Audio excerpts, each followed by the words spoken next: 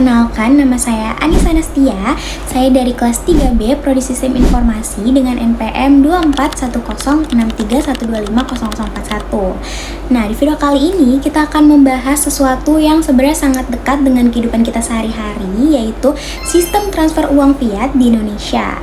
Nah, mungkin dari kita itu sering pakai mobile banking, dompet digital, atau ATM untuk kirim uang ya teman-teman.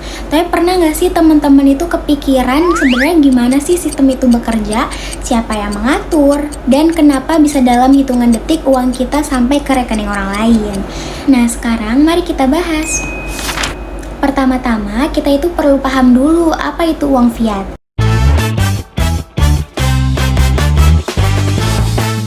Uang fiat adalah uang resmi yang diterbitkan oleh pemerintah. Dalam hal ini, rupiah menjadi uang resmi yang dikelola oleh Bank Indonesia. Nilainya itu bukan berasal dari emas atau perak, tapi dari kepercayaan masyarakat dan legalitas hukum. Sedangkan transfer uang fiat itu berarti memindahkan saldo dari satu akun ke akun lainnya, baik di bank yang sama, antar bank, maupun lewat dompet digital.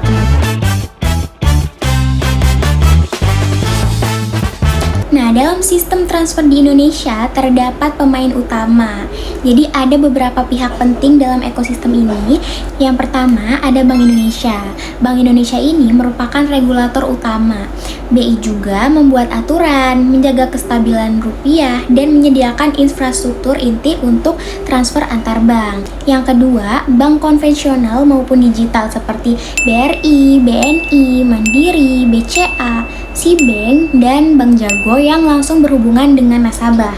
Yang ketiga adalah penyedia jasa layanan pembayaran atau fintech seperti OVO, Dana, GoPay, dan ShopeePay yang sering kita gunakan untuk transaksi harian ya teman-teman. Terus yang keempat ada infrastruktur transfer antar bank seperti BI Fast, RTGS, dan SKNB.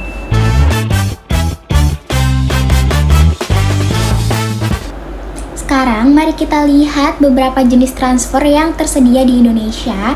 Yang pertama itu ada RTGS atau Real Time Gross Settlement yang biasanya dipakai untuk transaksi besar. Misalnya perusahaan yang mentransfer miliaran rupiah.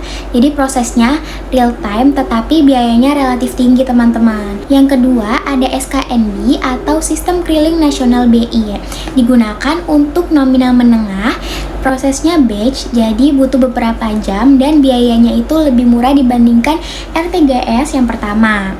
Terus yang ketiga ada BI Fast. Nah, ini tuh yang sekarang paling populer dan yang sekarang mungkin teman-teman pakai ya, yaitu real time, cepat, dan biayanya itu hanya sebesar 2.500 saja sekali transfer teman-teman. Ini tuh cocok untuk masyarakat umum.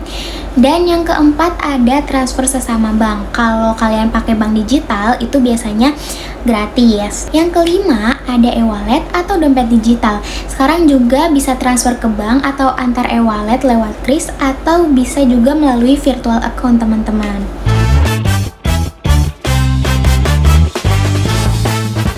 Nah, bagaimana sih alur teknis transfer uang? Bayangkan kalian ingin transfer 100.000 ke teman kalian. Yang pertama itu caranya kalian harus input nomor rekening dan nominal lewat mobile banking. Terus sistem bank kalian akan memverifikasi apakah saldo kalian cukup, nomor rekening valid, dan transaksinya sah. Kalau sesama bank, dana itu langsung bisa dipindahkan ke akun penerima teman-teman. Tapi kalau beda bank, transaksinya akan melewati infrastruktur Bank Indonesia, misalnya BI Fast. Setelah itu, data dan dana dikirim ke bank penerima. Lalu, bank penerima akan menambahkan saldo ke rekening teman kalian. Nah, semua proses ini bisa terjadi hanya dalam 25 detik saja loh teman-teman. Sekarang kita coba lihat secara langsung bagaimana proses transfer uang fiat lewat aplikasi perbankan. Di sini saya pakai contoh Livin by Mandiri. Nah, di tahap pertama ini kita login ke aplikasi. Di tahap ini tuh sistem sudah memverifikasi identitas kita sebagai pemilik akun. Setelah itu kita akan langsung diarahkan ke tampilan beranda, lalu kita langsung aja klik transfer rupiah teman-teman. Nah, nanti itu tampilannya akan seperti ini teman-teman, dan di sini tuh ada opsi untuk transfer ke sesama mandiri atau ke bank lain. Nah, di contoh yang pertama ini saya akan transfer melalui beda bank, yaitu Cbank. Jadi nanti tuh kita disuruh menginputkan rekening teman kita dan nominalnya. Dari sinilah data penerima dan jumlah akan diverifikasi oleh sistem bank teman-teman. Lalu setelah menginputkan, di sini ada fitur metode transaksi.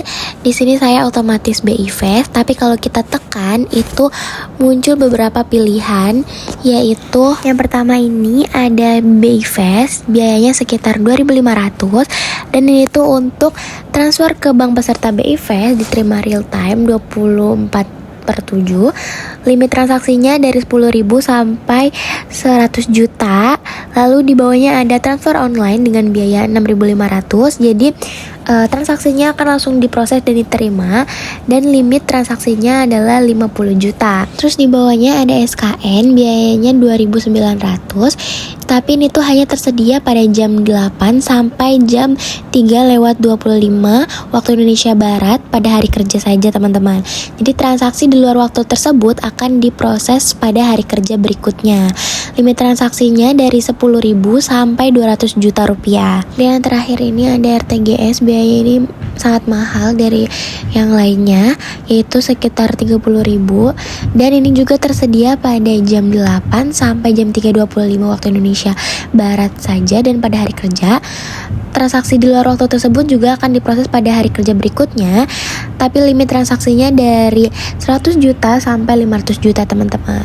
Nah, karena saya hanya transfer 200.000 saja, jadi saya pilih metode transfer BIFAS. BIFAS ini merupakan layanan transfer antar bank yang diproses real time lewat infrastruktur Bank Indonesia, jadi uang bisa sampai ke penerima dalam hitungan detik. Dan ini tuh cocok kalau perlu kirim cepat, dan biayanya itu masih affordable dibandingkan yang lainnya.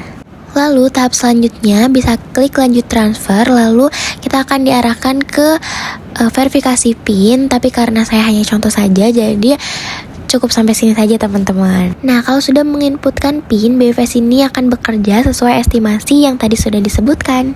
Nah, di contoh yang kedua ini saya akan memberikan teknis transfer sesama bank mandiri. Jadi sama aja, kita juga disuruh menginputkan nomor rekening dan nominal. Lalu kalau di transfer sesama bank ini, kita tuh tidak ada metode transfer seperti tadi teman-teman, karena transaksinya langsung diproses oleh banknya, jadi tidak ada biaya adminnya. Lalu juga sama, kita kalau sudah oke, kita langsung aja klik lanjutkan transaksi, lalu akan diarahkan ke PIN dan transaksinya akan langsung diproses teman-teman.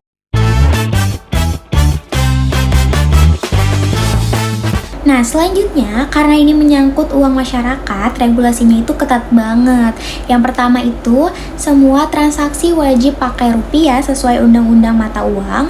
Yang kedua, sistem diawasi oleh Bank Indonesia dan Otoritas Jasa Keuangan. Yang ketiga, keamanan transaksinya dijaga dengan OTP, PIN, biometrik, dan inskripsi. Selain itu, ada juga perlindungan konsumen lewat LPS jika terjadi masalah di bank, teman-teman.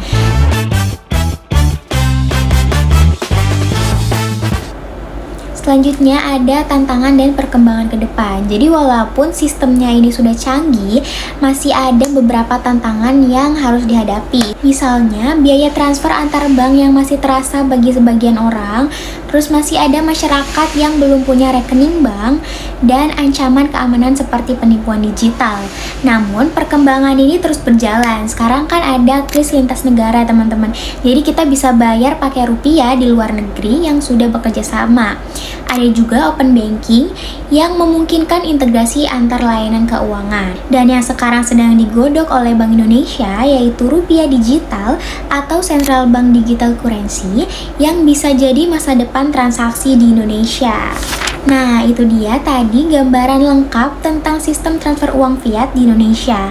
Mulai dari definisi, pemain utama, jenis-jenis transfer, alur teknis, regulasi, hingga tantangan dan perkembangannya. Jadi kalau kalian sering pakai BVAS, mobile banking, atau e-wallet, sebenarnya kalian itu sudah ikut merasakan hasil dari sistem keuangan modern di Indonesia yang rapi dan teratur. Gunakan selalu dengan bijak, tetap waspada terhadap penipuan, dan pastikan transaksi kalian aman. Terima kasih sudah menonton, mohon maaf jika ada kesalahan. Terima kasih, bye-bye.